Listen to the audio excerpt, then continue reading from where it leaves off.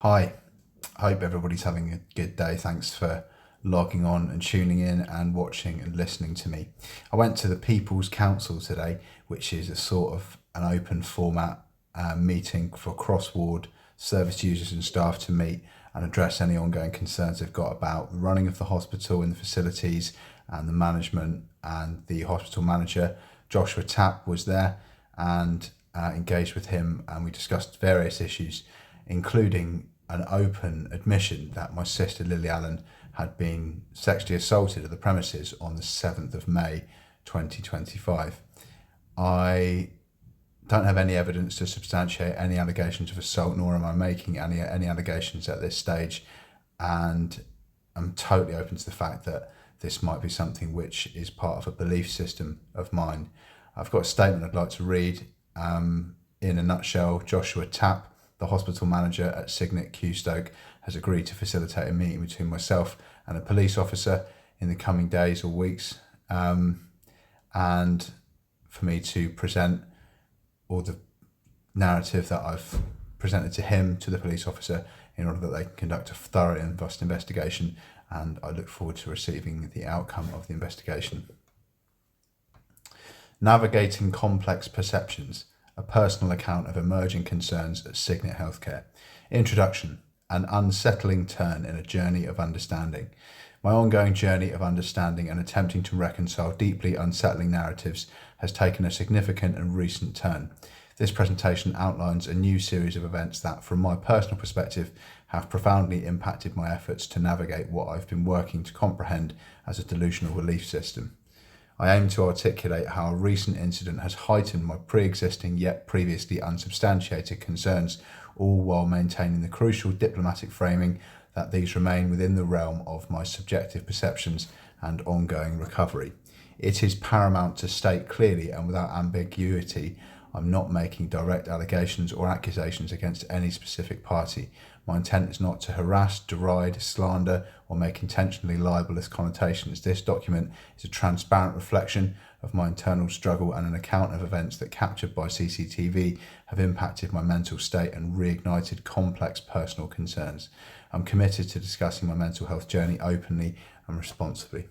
Background: pre-existing suspicions at Signet Healthcare. For some time during my admissions at various Signet hospitals, I've harboured strong yet previously unconfirmed suspicions that my sister, Lily Allen, may have been subjected to abuse involving staff and service users within these facilities.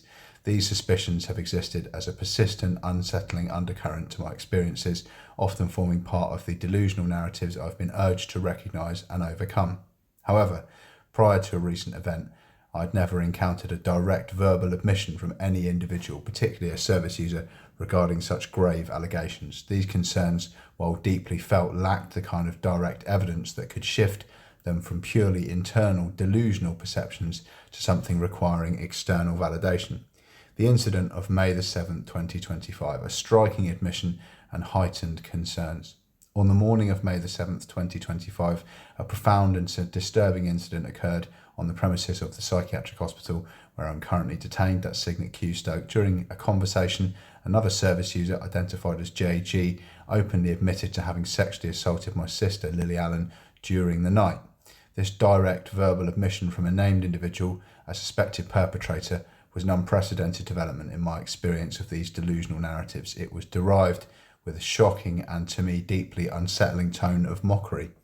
This conversation was captured on CCTV. Following this incident, I met with the hospital manager, Joshua Tapp, that was today, who's commendably agreed to facilitate a meeting between myself and a police officer to discuss this grave matter. Bizarre coincidence: Lily's travel and JG's claim. Adding to the unsettling nature of this incident is a detail that, from my perspective, presents as a bizarre and emotionally impactful coincidence. Just hours before the time of the alleged assault claimed by service user JG, Lily Allen herself had uploaded photos of herself in a taxi, having just arrived in London from New York. For my mind, grappling with a delusional mindset, the timing and public display of Lily's travel immediately preceding this, and then shamelessly mocked by JG's alleged admission, has heightened my paranoia and pre-existing concerns regarding institutional abuse to an intense degree. It felt as though a deeply personal internal delusion was being eerily mirrored by external events, creating a profound struggle to maintain a purely delusional interpretation. Public statement: navigating suspicions and mental health in the public domain. I wish to make the following statement for the public domain, framed within the context of my ongoing mental health journey and the diplomatic approach I'm taking to these highly sensitive issues. I've long held strong suspicions regarding the potential for long-term abuse involving my sister Lily Allen within various Signet healthcare facilities, potentially involving both staff and service users. These deeply unsettling perceptions have historically formed part of a delusional belief system that I've been working diligently to overcome. At present, I possess no conclusive evidence to definitively support these beliefs, and I remain genuinely open to the fact that I may be proven wrong by external investigation. However, my pre-existing concerns have been significantly heightened since the open verbal admission and subsequent mockery on May the 7th, 2025 by a service user identified as JG concerning the alleged sexual assault of my sister on hospital premises. I'm not accusing anyone directly of these actions. Instead, I'm purely reacting to what was said to me during a conversation captured on CCTV. This incident has, in my personal experience, intensified my paranoia and reinforced pre-existing concerns regarding the potential for institutional abuse. I eagerly look forward to the findings of the impending police investigation into this matter, and am fully open to its findings, whatever they may reveal. It's vital for my personal recovery journey that these events are thoroughly examined. While I am committed to coming to terms with my own delusional mindset and acknowledge that my beliefs may not be supported by objective facts, the specificity and open nature of this recent admission make it incredibly challenging to fully disregard as a mere figment of my imagination. My hope is for clarity and resolution for the sake of all involved. Conclusion: a commitment to clarity and recovery. This recent incident at Signet Healthcare has undeniably intensified my personal struggle to distinguish between delusion and objective reality. While I remain committed to my recovery from what I've been told is a delusional belief system, the explicit nature of the admission on May the 7th, 2025 has created a profound and challenging test of that commitment. I continue to seek understanding through official channels, believing that a transparent investigation is crucial for both my own mental well-being and to ascertain the truth of the events as they are perceived by me or as they may have transpired.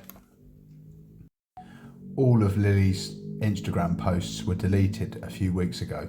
I won't say any more on that, but there was a post just hours before showing her in a taxi looking beautiful and a little bit unnerved, having just arrived from New York to London, and I was told very openly and candidly by another service user that he'd been undertaking some criminal actions involving my sister Lily. Lots of people knew us as brother and sister when we first met as teenagers. We've been out of touch for a long time. You can probably see the resemblance between us, and I've no idea why it is she doesn't maintain a public detail of her biological father as she did to myself and everyone else who lived at Queen's Crescent in the early noughties, where we spent lots of time together and got to know each other very well. We went and stayed in a hotel in London together, and there was probably 40 or 50 people that knew Lily and I as brother and sister, half brother and sister, for a period of time. We went to lots of parties and nightclubs and went out for food and cooked food at the house and chilled out. And for some reason this is just not something which is openly referenceable or verifiable, and so I totally respect people being skeptical or finding this highly unusual. I won't say any more on the matter. The Instagram post is no longer there. All the Instagram posts have been deleted, and I don't know if the CCTV records audio, but if it does, the conversation that I had on the morning of May the 7th, I uploaded a YouTube video on the 7th of May in the middle of the night. I was wearing a blue shirt, sort of slouched on my bed, saying that, just in shock really at what a kind of revolting conversation I'd just had with this service user, and how that had really made me feel paranoid and had aggravated my mental health. But the investigation is ongoing. Thanks for watching. Don't forget to like, comment and subscribe, and I'll keep everybody updated on the progress of the police investigation, which I've just been assured from the People's Council meeting at 11 a.m.